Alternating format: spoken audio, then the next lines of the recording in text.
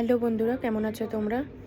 তো এখন খুব ভোর আর আমি এখানে সেজে গুজে রেডি হয়ে গেছি।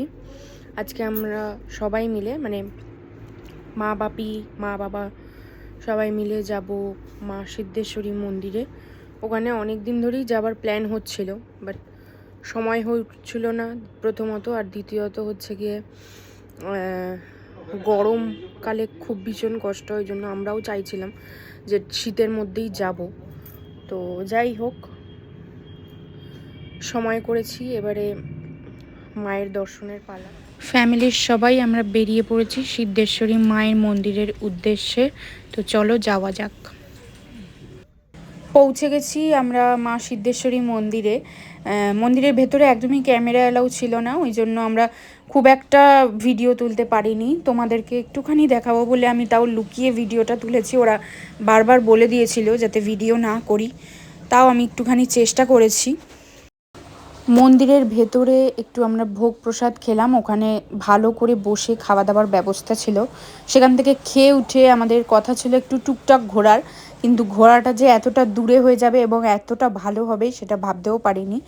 যাই হোক, কোথায় যাচ্ছি সেটা জানতে হলে সঙ্গে থাকতে হবে। আর এখানে আমার একটু মাঝখানে শরীরটা খারাপ হয়ে গেছিলো, বাট এখন আগের থেকে একটু ঠিক লাগছে। তো চলো যাওয়া যাক। বুঝতে পেরেছো এবারে কোথায় আমরা এসেছি?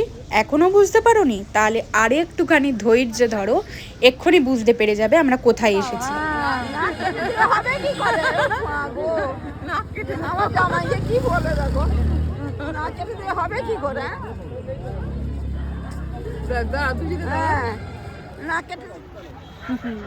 কেমন লাগছে?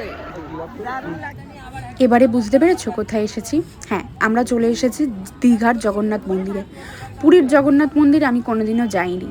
হ্যাঁ, এটা অবাক লাগলেও এটাই সত্যি। অনেকবার প্ল্যান হয়েছে, বাট প্ল্যান হয়ে গিয়েও আমরা যেতে পারিনি। বলে না, জগন্নাথ যদি না চায়, যদি না টানে, তুমি পুরী যেতে পারবে না। খানিকটা আমার সঙ্গে সেরকমই হয়েছে। সেই নিয়ে আমার যোগুদাদার উপরে অভিমান থাকলেও দীঘার জগন্নাথ মন্দিরে যে আসতে পেরেছি, যোগুদাদার দর্শন পেয়েছি এত ভালো, এটাই আমার কাছে অনেক। আসলে ওনার ইচ্ছার বিরুদ্ধে একটা পাতাও নড়ে না, আমি অন্তত এটাই মনে করি। হয়তো উনিই চেয়েছিলেন আমি আগে দীঘার মন্দিরে যাই, তারপরে ওনার কাছে যাই। পুরী তো আমি যাব নিশ্চয়ই, আমার যোগুদাদা আমাকে ফেরাবে না, এইটুকানি বিশ্বাস ওনার উপর আছে। তাই তো অভিমানকে ভুলে গিয়ে ওনার মুখের দিকে তাকিয়ে মুগ্ধ হয়ে গেলাম, শুধু তাকিয়েই থাকলাম।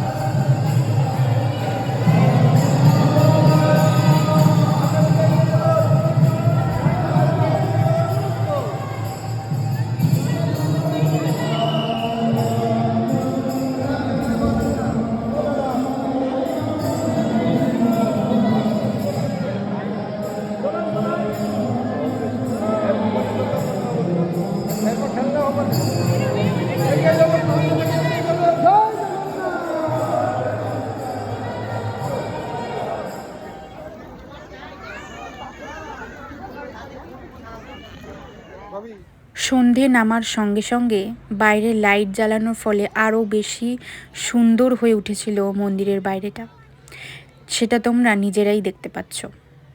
খুব ভালো লাগলো, এইভাবে যে যোগুদাদার দর্শন পাবো সেটা ভাবতে পারিনি। যাই হোক, জয় জগন্নাথ।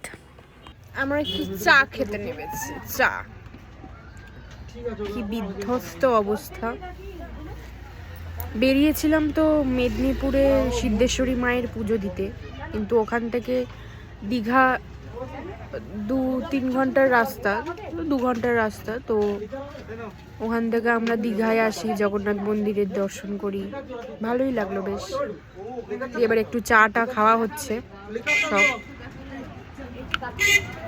আমাকে খুব টায়ার্ড লাগছে দেখতে, মুখটা কেমন কালো কালো লাগছে। যাই হোক, এখানে আমরা সবাই মিলে একটু চা খেতে নেমেছি একটা দিদার দোকানে। খুব ভালো চা বানাচ্ছিল, একটু চাটা খেয়ে বাড়ির দিকে রওনা হব। আজকে এই পর্যন্তই, খুব শীঘ্র দেখা হবে নতুন কোনো ভ্লগ নিয়ে। সুস্থ থেকো, ভালো থেকো, লাভ ইউ অল, টাটা।